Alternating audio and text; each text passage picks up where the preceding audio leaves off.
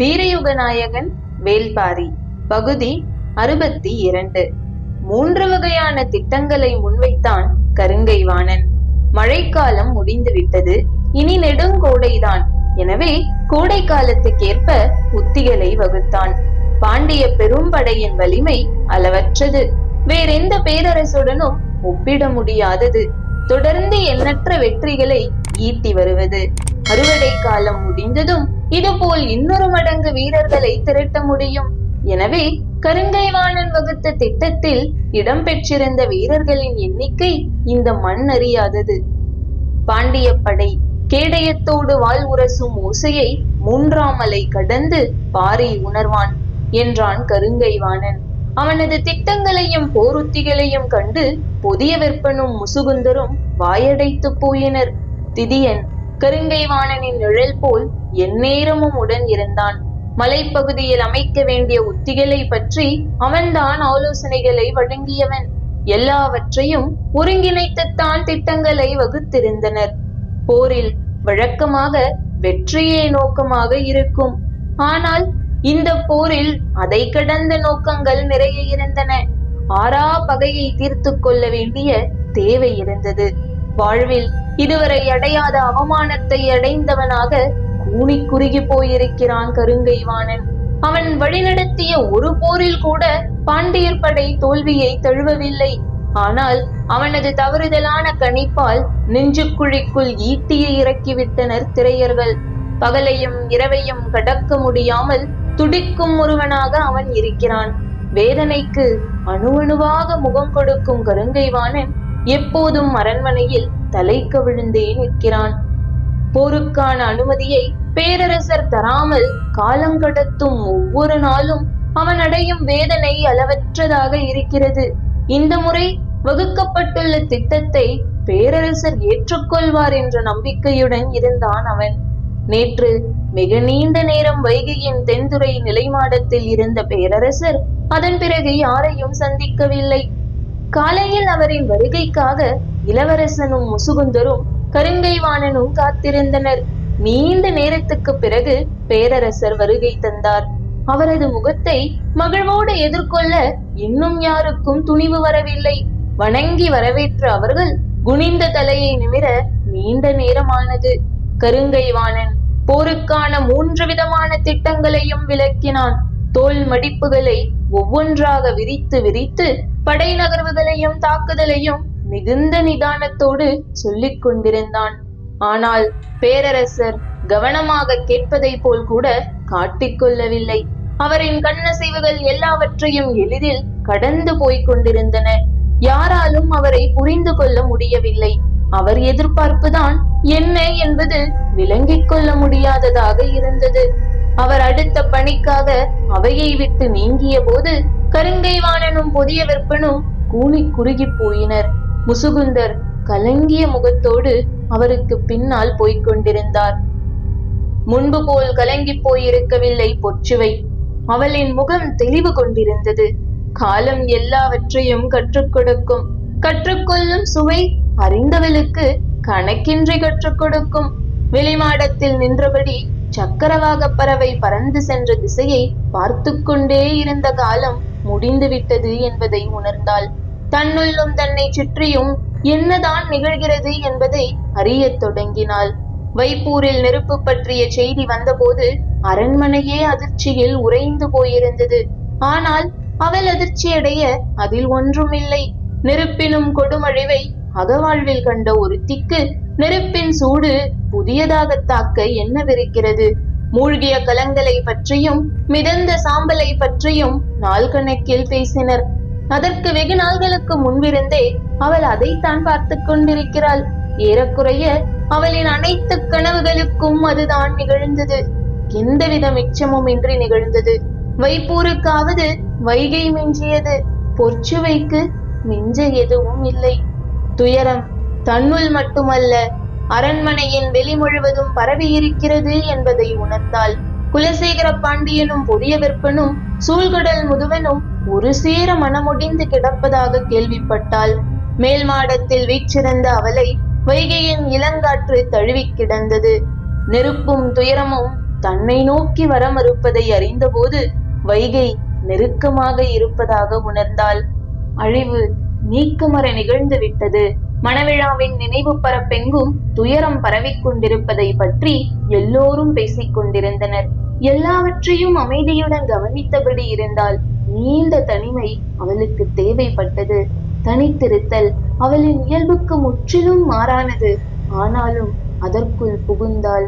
நீண்ட நாள்களாக சுகமதியை கண்டு பேசவில்லை. மாதங்கள் சில ஓடிய பிறகு இப்போதுதான் சுகமதியை அழைத்து வரச் சொல்லி பணிப்பெண்களை அனுப்பினாள். பின்தொடர்ந்து போன முசுகுந்தர் விரைந்து நடந்து அவரை அணுகவும் முடியாமல் மிகவும் பின்தங்கியும் விடாமல் நடந்து வந்தார். அதாவது பேரரசருக்கு பின்னால் அமைச்சர் நடந்து வருகிறார் என்பதை பேரரசர் உணரக்கூடிய நிலையில் வந்து கொண்டிருந்தார். முசுகுந்தரின் மனம் பேரரசரை புரிந்து கொள்ள இடைவிடாது முயன்று கொண்டிருந்தது. வைப்பூரில் நிகழ்த்தப்பட்ட தாக்குதலால் பாண்டிய நாட்டின் புகழில் நிரந்தரமான கரை விழுந்து விட்டது என்று பலரும் பேசுகின்றனர். அதை செய்தவர்களை அழித்தொழித்தால் மட்டுமே இந்த கரையை அகற்ற முடியும், பேரரசின் புகழை நிலைநாட்ட முடியும். ஆனால் பேரரசர் ஏன் தாக்குதலுக்கான அனுமதியை கொடுக்க மறுக்கிறார்? வைப்பூர் துறைமுகத்தை புதுப்பிக்கும் பணியை உடனடியாக செய்ய வேண்டும், முன்னிலும் பெருந்துறைமுகமாக அதை வடிவமைக்க வேண்டும் என்று வெள்ளிகொண்டார் கேட்டதற்கும் பேரரசர் அனுமதி வழங்கவில்லை. பேரரசின் வலிமை என்பது அழிக்கப்பட்ட ஒன்றை அதைவிட பல மடங்கு சிறப்போடு கட்டி எழுப்புவதில் உள்ளது. துறைமுகம் என்பது செல்வத்தின் கண், நாம் அதை விரைந்து செப்பனிட வேண்டும் என்று வெள்ளிகொண்டார் கேட்டுள்ளார்.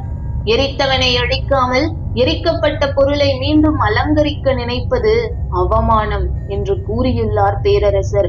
அப்படி என்றால் பாரியை வீழ்த்திவிட்டுத்தான் வைப்பூரை புதுப்பிக்கும் பணியை செய்யும் முடிவோடு இருக்கிறார் என்பது புரிகிறது.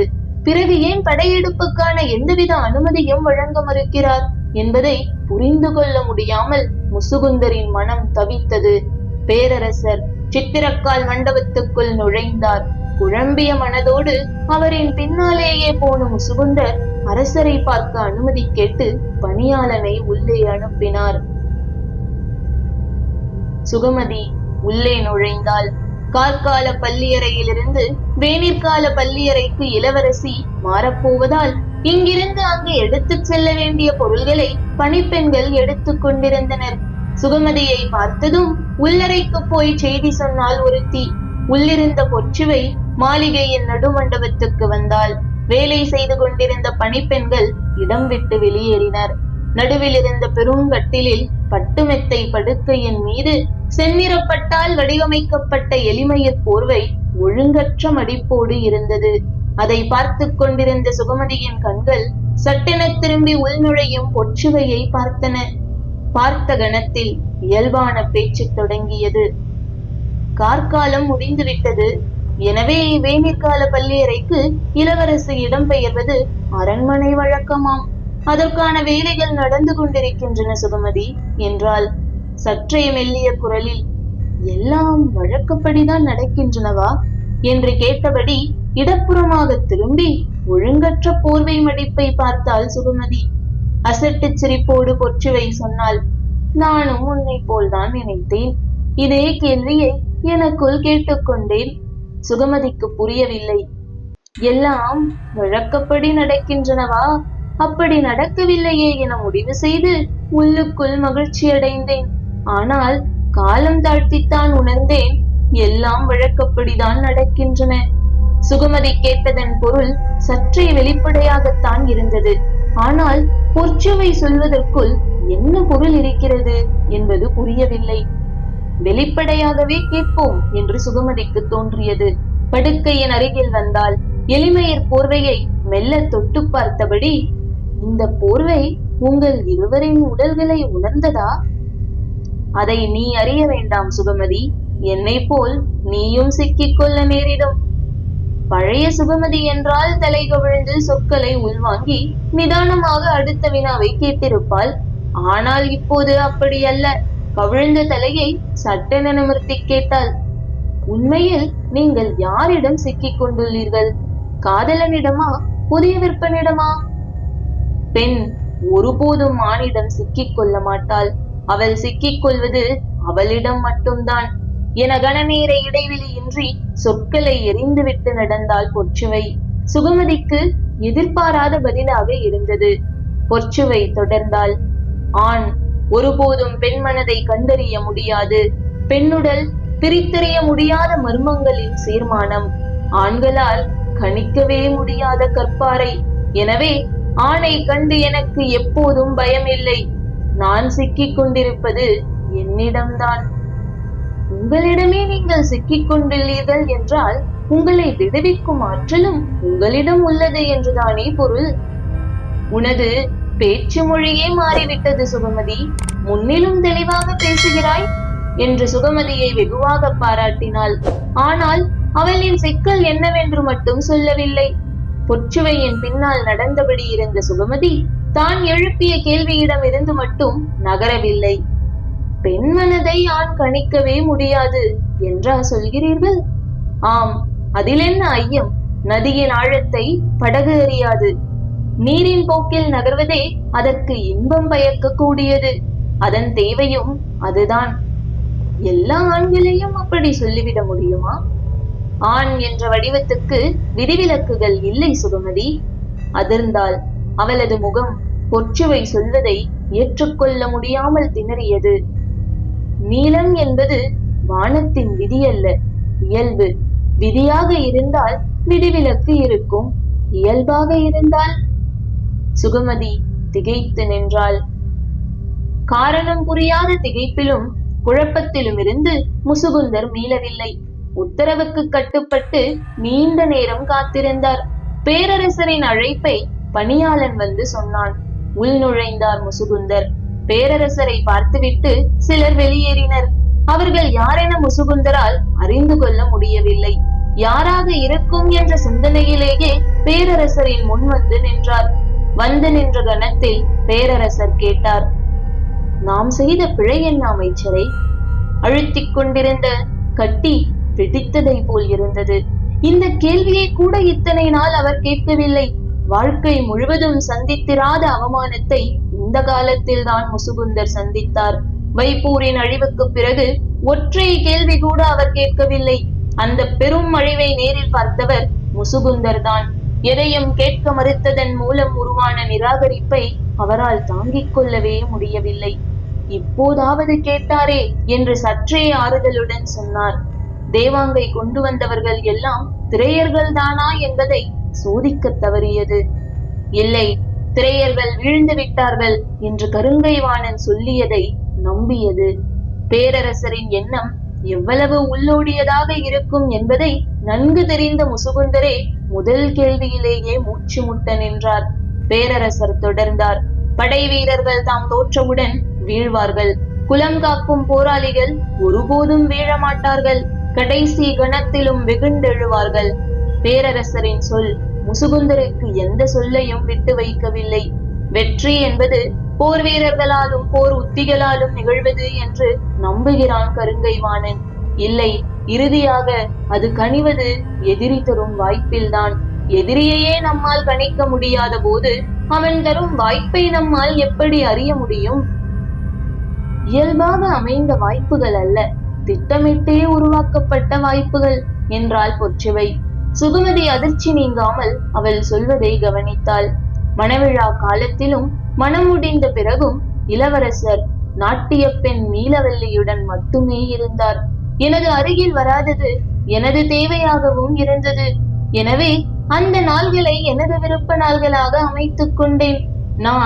நானாக இருப்பதால் கிடைக்கும் இன்பம் பறிக்கப்படாமல் இருந்தால் மகிழ்ச்சிதானே. அந்த மகிழ்ச்சி எல்லையின்றி நீடித்தது. ஆனாலும் உள்ளுக்குள் ஓர் ஐயம் உருவாகியபடியே இருந்தது. எல்லாவற்றுக்கும் விதி செய்துள்ள இந்த பேரரசில் இதற்கு மட்டும் விதியின்றி இருக்காதே, விதியை மீறி செயல்பட வாய்ப்பில்லையே என தோன்றியது. சிறிது சிறிதாக விசாரித்தேன். அரண்மனை போல உண்மைகள் எளிதில் ஒழுகுமிடம் வேறுண்டா என்ன? முழு உண்மையும் வெளிப்பட்டது. பொற்சுவை என்ன சொல்ல வருகிறாள் என்பதை திகைப்போடு கவனித்தாள் சுகமதி. இளவரசனுக்கு மனைவி மீது காதல் கூடாது. அது நாணத்தக்க நடத்தை. காதல் மரியாதையை உருவாக்கும். மரியாதை பணிவை உருவாக்கும். மனைவியிடம் பணிவது போல் எழி செயல் இன்னொன்றில்லை. மனைவியின் அன்புக்கும் அழகுக்கும் பணிவது ஆண்மை அல்ல. மனைவி மீது மோகம் கொள்ளுதல் அரசு நடவடிக்கையில் இருந்து அவனது சிந்தையை மாற்றும். பொற்றுவை சொல்வதை சுகமதியால் உள்வாங்க முடியவில்லை. அவள் தொடர்ந்தாள். இவையெல்லாம் தான் இளவரசனின் அகவாழ்வு பற்றி அரண்மனையில் உருவாக்கப்பட்டுள்ள விதிகள். ஆனால் காமத்தை விதிகளால் கட்டுப்படுத்த முடியாது என்பது அவர்களுக்கு தெரியும். எனவே காமம் கொண்டே அதை ஒழுங்குபடுத்த விதியமைத்துக் கொண்டனர். எளிமையர் போர்வையை சற்றே விலக்கி மெத்தையில் அமர்ந்து தலையணையில் சாய்ந்தபடி சுகமதியை பார்த்தாள் பொற்றுவை. அடுத்து செல்ல போகும் சொல்லை நோக்கியபடி இருந்தாள் சுகமதி. பொற்றுவை தொடர்ந்தாள்.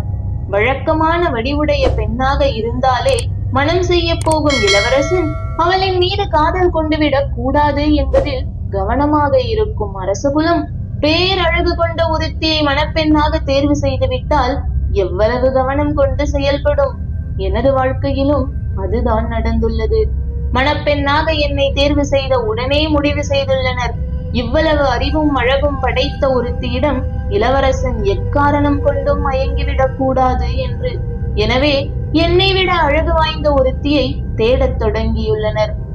சுகமதி இமை மூடாத வியப்பில் உறைந்து நின்றாள். அழகு கலையின் பேரழகி என்று வர்ணிக்கப்பட்ட வேணாட்டு மங்கை நீலவல்லியை கண்டறிந்துள்ளனர். மணவிழாவுக்கு 3 நாள்களுக்கு முன்பு பெருவிருந்தின் நடன அரங்கில் இளவரசரின் முன் அவளது அரங்கேற்றம் நிகழ்ந்துள்ளது. கலையின் உச்ச சுழற்சியில் காமத்தின் கனியை புதிய விற்பனுக்கு பரிமாறியுள்ளாள் நீலவல்லி.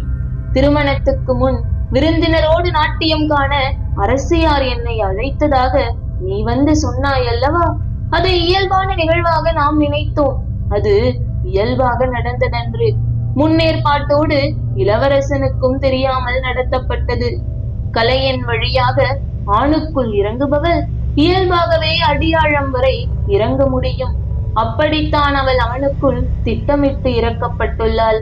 அரண்மனையில் மணவிழா என்பது மணப்பெண்ணை சுற்றி மட்டும் நடப்பதல்ல, அதற்கு எதிர் திசையில் இன்னொரு பெண்ணை சுற்றியும் நடக்குமாம். மணப்பெண்ணின் வாசனையை நுகர்வதற்கு சற்று முன் இன்னொருத்தியின் வாசனையில் அவன் கரைக்கப்படுகிறான். அந்த வாசனையிலிருந்து அவன் மீள நெடுங்காலம் ஆகும். அக்கால இடைவெளி இயல்பாகவே மணப்பெண்ணின் மீதான புதுமையை உள்ளுக்குள் உதிரச் செய்துவிடும். கேட்டுக்கொண்டிருக்கும் சுகமதி என்ன ஆகிறாள் என்பதை கூட பார்க்க பொற்றுவை ஆயத்தமாகவில்லை. அவள் பேசியபடியே இருந்தாள். பேச்சை இழந்து நின்றார் முசுகுந்தர். போர் என்பது எதிரியின் மீது தொடுக்கும் ஓர் ஆயுதம்தான். அதுபோல வலிமையுடைய வேறு பல ஆயுதங்களும் இருக்கின்றன. நான் அவற்றை உருவாக்கி கொண்டிருக்கிறேன் என்றார் பேரரசர். பேரரசரின் அமைதிக்கு காரணம் சிறிது சிறிதாக முசுகுந்தருக்கு புரிய தொடங்கியது. அவர் பல வழிகளில் இயங்கிக் கொண்டிருக்கிறார். புதிய வழிமுறைகளையும் அதற்கான மனிதர்களையும் அவர் கண்டறிந்து விட்டார் என்பது தெரிகிறது. ஒருமுறை பாதிப்பை உருவாக்கிவிட்டால் அனைவரின் மீதிருக்கும் நம்பிக்கை எப்படி பொய்த்து போகிறது என்பதை வெட்கத்தோடு ஏற்றுக்கொள்பவராக முசுகுந்தர் தலை கவிழ்ந்து நின்றார். பேரரசர் தொடர்ந்தார். இம்மண் காணாத பெரும் படையோடு நிற்கும் கருங்கை வாணன் நான் ஏவப்போகும் ஒற்றை ஆயுதம்தான். அதை பொருத்தமான நேரத்தில் பயன்படுத்துவேன். ஆனால் மற்ற ஆயுதங்களை உருவாக்க சற்றே காலம் தேவைப்படுகிறது. அதன் பொருள் நான் தேவைப்படவே இல்லை என்பதல்ல, எப்போது என்பதை அவர்கள் முடிவு செய்கிறார்கள். கலங்கி போயிருந்த சுகமதி அவள் பேச்சை உள்வாங்கும் வலிமையற்று நின்றாள். பொருத்தமான நேரத்தில் பயன்படுத்த சொல்லி உத்தரவிடப்பட்டதால் சில நாள்களுக்கு முன் அவர் இங்கு வந்தார். சொல்லி நிறுத்தினாள் பொற்றுவை. என்ன நடந்தது என கேட்க சுகமதிக்கு துணிவு வரவில்லை. அமைதியானாள். ஆனால் பொற்றுவையிடமிருந்தும் எந்த சொல்லும் வரவில்லை. அமைதியே நீடித்தது. கொடும் அமைதியை பொறுக்க முடியாமல் பொற்றுவையை நிமிர்ந்து பார்த்தாள். அவளோ படுக்கையில் படுத்தபடி மாளிகையின் மேற்கூரையையே பார்த்து கொண்டிருந்தாள். ஏன் திடீரென பேச்சை நிறுத்திவிட்டாள் என்று எண்ணியபடி சுகமதியும் அண்ணாந்து மேற்கூரையை பார்த்தாள். அமைதி நீடித்தபடியே இருந்தது. மெல்லிய குரலில் பொற்றுவை கேட்டாள். மேலே வரையப்பட்டுள்ளது என்ன தெரியுமா? அண்ணாந்து பார்த்தபடியே சுகமதி சொன்னாள். விண்மீன்களும் கோல்மீன்களும் வரையப்பட்டுள்ளன. மெத்தையில் சாய்ந்து படுத்து நிலை கொத்தி அதை பார்த்தபடி பொச்சுவை சொன்னாள். அது புதிய விற்பன் பிறந்த போதிருந்த வானியல் அமைப்பு. இந்த அமைப்பு கொண்டவன் தனது வழித்தோன்றல்களை உருவாக்குவதற்கான காலக்குறிப்பு உள்ளதாம். அதை கணித்தே அவன் இந்த அறைக்கு அனுப்பப்பட்டான்.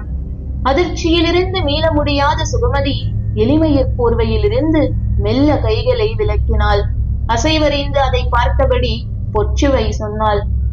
அப்படி என்னால் விலகிவிட முடியாதே சுகமதி. கதற வேண்டும் என தோன்றியது. கட்டுப்படுத்த முயன்றாலும் கண்கள் பீரிடத் தொடங்கின. வேட்டை விலங்கை கண்டு எந்த விலங்கும் அழுவதில்லை சுகமதி. வேட்டையின் ஒரே விதி போராடுதல் மட்டும்தான். சொல்லியபடி படுக்கையில் இருந்து எழுந்தாள். நள்ளிரவுக்கு பிறகு திடீரென எனது அறைக்குள் அரண்மனையின் முதுபெண்கள் நுழைந்தனர்.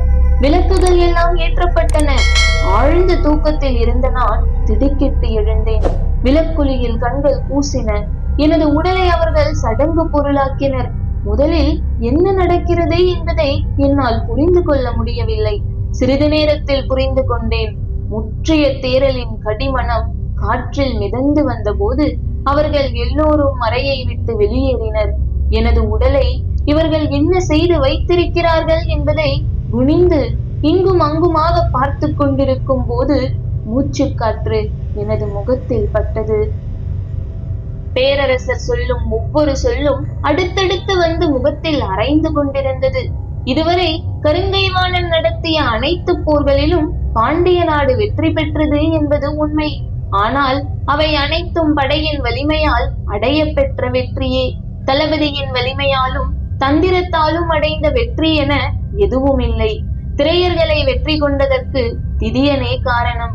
பேரரசர் இதை சொல்வது எதற்காக என முசுகுந்தரால் புரிந்து கொள்ள முடியவில்லை. ஆனால் சொல்லை அத்துடன் நிறுத்திய பேரரசர் எழுந்து முசுகுந்தரை ஒரு பார்வை பார்த்தபடி அவை விட்டு அகன்றார். இந்த சொல்லுக்கு என்ன பொருள்? இந்த பார்வைக்கு என்ன பொருள்? கருங்கைவாணன் போதிய திறமை கொண்டவன் அல்லன் என்று சொல்கிறாரா, அல்லது அவனை மட்டுமே நம்பி படை நடத்த முடியாது என்று சொல்கிறாரா? திதியனின் தந்திரத்தை பாராட்டுகிறாரா? அவர் பயன்படுத்திய இந்த சொற்களின் வழியாக நான் புரிந்து கொள்ள வேண்டியது என்ன? மற்றவர்களுக்கு நான் சொல்ல வேண்டிய செய்தி என்ன? இப்போது தீட்டப்பட்டுள்ள எந்த திட்டமும் குறைந்த அளவு கூட தகுதியான திட்டமில்லை என்பதைத்தான் அவர் சொல்லிச் செல்கிறாரா? சிந்தித்தபடியே நீண்ட நேரம் அந்த இடம் விட்டு அகலாமல் அப்படியே நின்றார் முசுகுந்தர். எவ்வளவு நேரம்தான் அப்படியே நிற்பாய்? வா என்று கைப்பிடித்து இழுத்தாள் பொச்சுவை. உயிரற்ற ஒருத்தியாய் அவளின் இழுவைக்கு உடன் போனாள் சுகமதி.